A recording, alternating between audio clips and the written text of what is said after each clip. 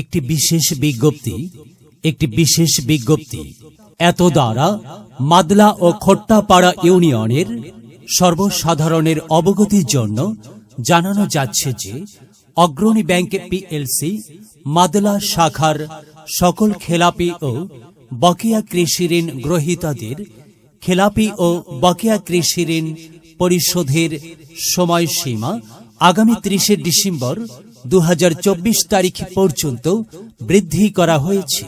উক্ত সময়ের মধ্যে যে সমস্ত খেলাপি কৃষি ঋণ গ্রহীতা তাদের পুরাতন ঋণ পরিশোধ করতে ব্যর্থ হবেন তাদের বিরুদ্ধে আইনগত ব্যবস্থা গ্রহণ করা হবে।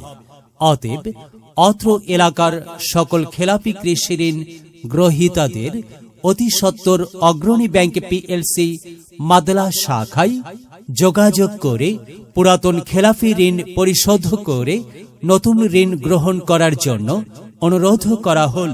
অনুরোধক্রমে ব্যবস্থাপক অগ্রণী ব্যাংক পিএলসি মাদলা শাখা বগুড়া।